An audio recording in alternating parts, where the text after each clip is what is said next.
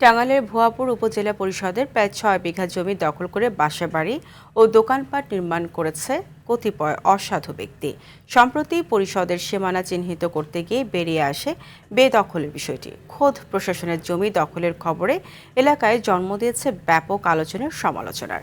প্রশাসনের উপর দায় চাপিয়ে দ্রুত ভূমি উদ্ধারের কথা বলছেন স্থানীয়রা। টাঙ্গাইল প্রতিনিধি কামাল হোসেনের তথ্যচিত্রে আরও জানাচ্ছেন সোলাইমান কবির। নায়াসিনামাইড ও স্যালিসাইলিক সমৃদ্ধ লিলি ফেস ওয়াশ যা ফেসের ডেড স্কিন সেল দূর করে দেয় দ্বিগুণ ফাস্টার ব্রাইটেনিং। ১৯৮৩ সালে প্রায় ১৮ বিঘা জমি নিয়ে নির্মিত হয় টাঙ্গাইলের ভুইয়াপুর উপজেলা পরিষদ। তবে বর্তমানে উপজেলা প্রশাসনের দখলে রয়েছে ১২ বিঘা জমি। বাকি ৬ বিঘা জমি দখল করে বাসাবাড়ির, দোকান ও রাস্তা নির্মাণ করেছেন স্থানীয় কতিপয় অসাধু ব্যক্তি ও গোষ্ঠী। সম্প্রতি সীমানা চিহ্নিত করতে গিয়ে জমি বেদখলের বিষয়টি সামনে আসে উপজেলা প্রশাসনের। সরকারি জমি দীর্ঘদিন বেদখল হওয়ার পেছনে প্রশাসনের উদাসীনতা ও গাফিলতিকে দুষছেন স্থানীয়রা। সরকারি সম্পদ থাকে, সেটা উপজেলার পিছনে থাকুক, সামনে থাকুক, যে পাশেই থাকুক, সেটা উদ্ধার হওয়া দরকার। জানি না প্রশাসনের কোন দুর্বলতার কারণে এটি উদ্ধারের জন্য তারা পদক্ষেপ নিচ্ছে না।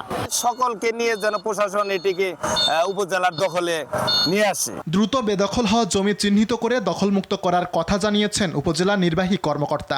সকল দপ্তর একসাথে সরেজমিন পরিমাপ করে যাচাই করে আমরা আমাদের এই জমিটি পৃথক করে আমরা সরকারের দখলে নিয়ে আসব এবং ব্যক্তিগত যে জায়গাগুলো রয়েছে সেগুলো তাদের সীমানা চিহ্নিত করে তাদেরকে বুঝিয়ে দেওয়া হবে। জমি দখলমুক্ত করার পাশাপাশি দখলদারদের বিরুদ্ধে যথাযথ আইনি ব্যবস্থা গ্রহণের দাবি স্থানীয়দের।